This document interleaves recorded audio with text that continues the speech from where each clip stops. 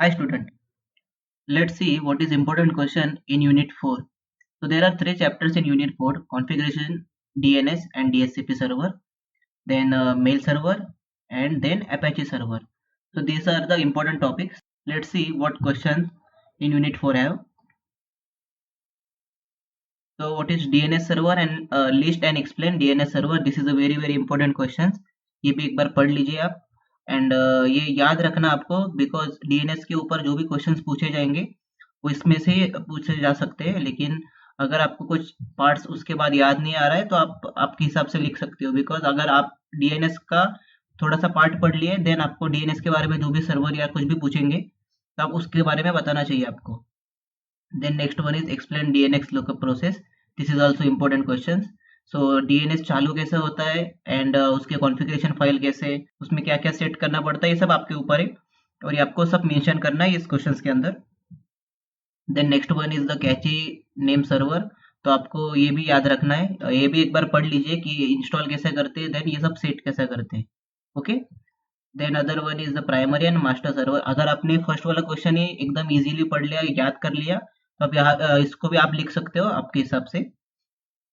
Then आता है next line is, आपको ये सब पूरा लिखना पड़ेगा कि उसके अंदर क्या रहता है, इसका मीनिंग क्या है, रिफ्रेश का मीनिंग क्या है, रिट्राई का मीनिंग क्या है। मतलब अगर ये टाइम तक आपको सिस्टम का एक्सेस नहीं मिलता है तो आपको रिट्राई का वैल्यू अगर आप सेट करते हो तो वो टाइम में वो रिट्राई हो जाएगा। सी नेम का मीनिंग क्या है, ये सब एक बार पढ़ लो आप तो आप यहाँ पे लिख सकते हो।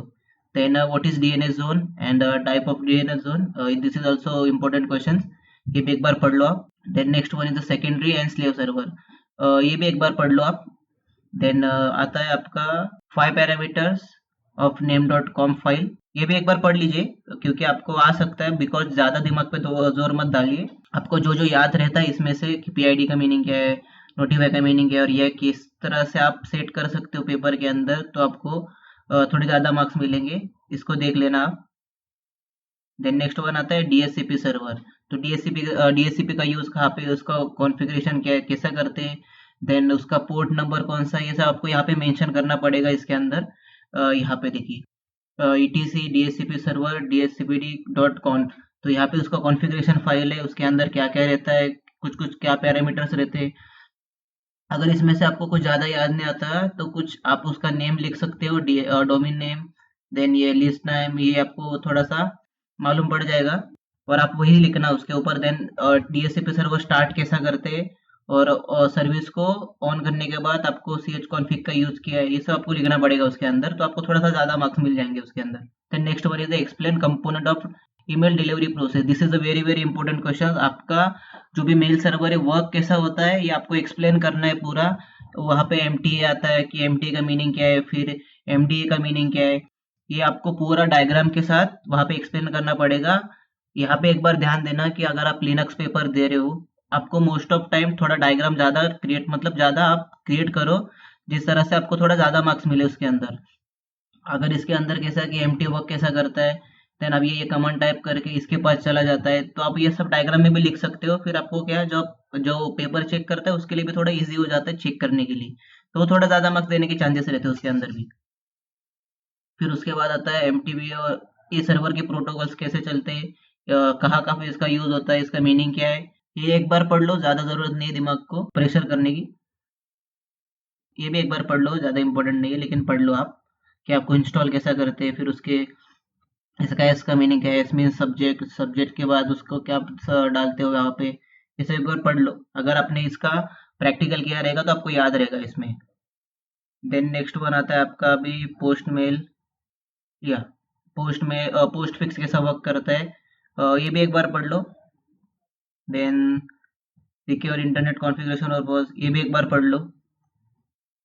जो जो आपको बोला जा रहा है कि एक बार पढ़ लो करके एक बार ऐसे नज़र से उतार लेना, मतलब अगर ये क्वेश्चंस पूछा जाए आपके यहाँ पे तो आप कुछ ना कुछ तो लिख पाओ उसके बारे में। और जो इंपॉर्टेंट टॉपिक्स आपको एट द एंड में बताता हूँ वो करते ही जाना आप, बिकॉज उसमें से कुछ ना कुछ आएगा ही आएगा, एकदम पक्का वाला।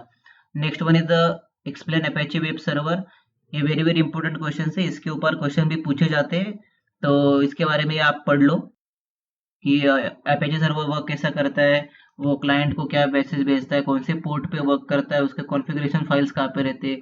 आप उसके तरह से क्रिएट वेब, तो आप HTTP का यूज़ करके कैसे आप क्रिएट करते हो फाइल्स और एक वेबसाइट बिल्ड करते हो उसके हिसाब से, तो कैसे बिल्ड करते हो आपको यहाँ पे वो लिखना है। और आपको ये भी लिखना है कि कौन सी लिंक टाइप करने के बाद आपको वो वेब एक्सेस हो पाएगा, ठीक है। फिर उसके बाद आपको आता है अपेची वेब सर्वर कॉन्फ़िगरेशन फाइल्स। ये भी इम्पोर्टेंट है, आप एक बार अपेची सर्वर ही पढ़ लो तो आपको सब लिखने के लिए आ जाएगा। फिर उसके बाद उसके अंदर रहता है क्या, कॉन्फ़िगरेशन फाइल्स के अंदर, कॉन्फ के फाइल के अंदर आप जो जो टाइप करते हो उसका मीनिंग क्या है ये भी एक बार पढ़ लो आप। देन आता है नेक्स्ट आपका, yes, Apache module and how Apache module works.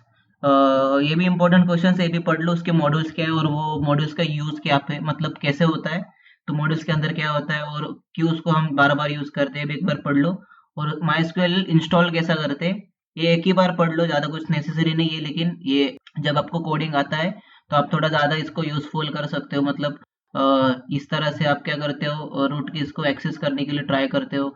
Install कैसा करते हो, यम इंस्टॉल माइस्क्यूएल, तो माइस्क्यूएल से आप इंस्टॉल करते हो, फिर सर्विस को स्टार्ट करते हो।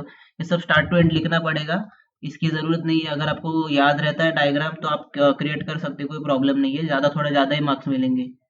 तो इस तरह से आप क्या करोगे, यूनिट 4 की प्रिपरेशन करोगे। और यहाँ पे इंपॉर्टेंट रहेगा अपेची सर्वर, डीएनएस, डीएचसीपी और एक पोस्ट फिक्स। ये सर्वर को एक बार याद रख लेना, क्योंकि ये सर्वर के बारे में कौन से भी ना कौन से क्वेश्चंस तो आएंगे। तो ये 4 सर्वर है, तो सर्वर के बारे में एक बार पढ़ लो ज़्यादा से ज़्यादा कि इसको स्टार्ट कैसा करते हैं, कौन से पोर्ट पे वर्क करता है, ज़्यादा से ज़्यादा क्वेश्चन पूछे जाएंगे इसके ऊपर।